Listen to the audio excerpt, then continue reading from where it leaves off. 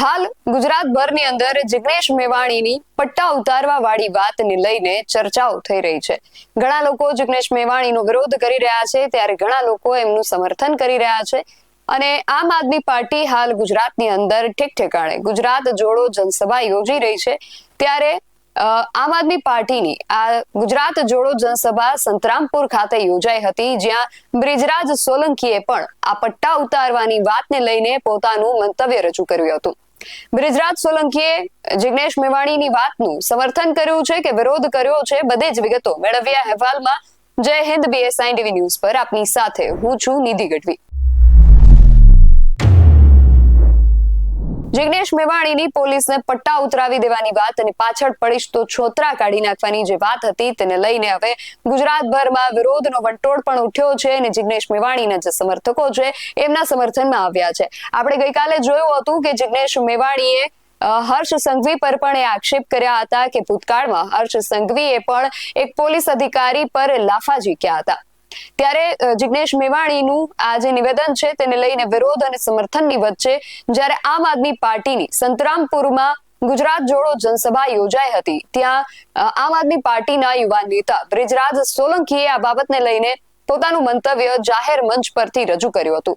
સૌથી પહેલા તો બ્રિજરાજ સોલંકીને સાંભળીએ કે તેઓ આ વિષયને લઈને શું કહી રહ્યા છે। અહીંયા અનેક પોલીસ મિત્રો, પોલીસ કર્મચારીઓ, પોલીસના અધિકારીઓ આપણી સેવા અને સુરક્ષા માટે ખડે પગે છે, એમની માટે જોરદાર તાળીઓ થઈ જાય।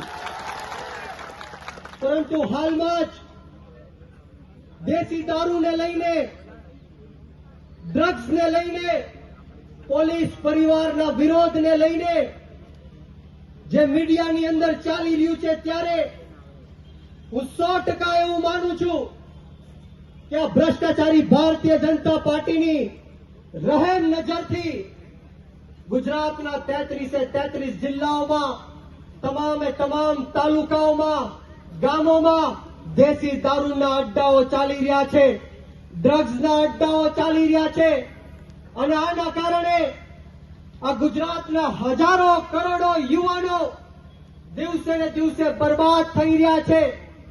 નાની નાની બહેનો વિધવાઓ બની રહી છે, નાના નાના બાળકો અનાથ બની રહ્યા છે, માતાઓ પોતાના બાળકો ગુમાવી દે છે। ત્યારે આ હર્ષ સંઘવી એવું કહે છે કે કાયદામાં રહેશો તો ફાયદામાં રહેશો, પરંતુ હર્ષ સંઘવી તમે આ પોલીસને જ કાયદો તોડવા માટે મજબૂર કરો છો।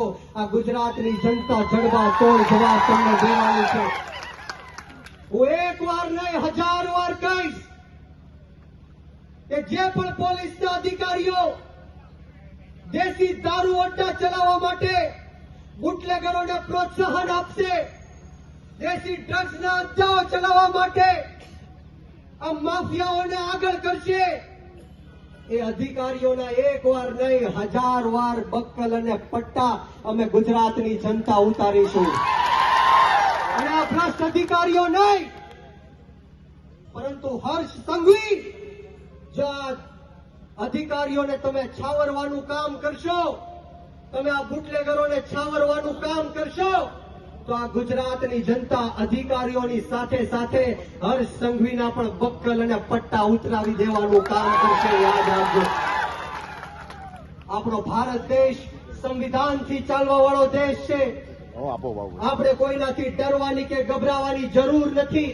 તો બ્રિજરાજ સોલંકી જે છે એ પટ્ટા ઉતરાવવાની જે વાત છે એને સમર્થન આપી રહ્યા છે ને એમનું તો કહેવું છે, એ નાયબ મુખ્યમંત્રી હર્ષ સંઘવીની વાત કરી રહ્યા છે કે એમના પણ પટ્ટા અને બકલ જો આ જ રીતે ચાલતું રહેશે તો અમે ઉતરાવી દઈશું। તો બ્રિજરાજ સોલંકીની હવે જે આ વાત છે તેને લઈને તમારું શું માનવું છે અમને કમેન્ટ કરીને ચોક્કસથી જણાવજો। આવા જ વધુ અહેવાલો સાથે મળતા રહીશું। તમે મારી YouTube ચેનલને સબસ્ક્રાઇબ કરવાનું અને અમને Facebook અને Instagram પર ફોલો કરવાનું ભૂલશો નહીં। બાકી અવનવી અપડેટ્સ માટે આપ જોતા રહો BSI TV ન્યૂઝ। નમસ્કાર।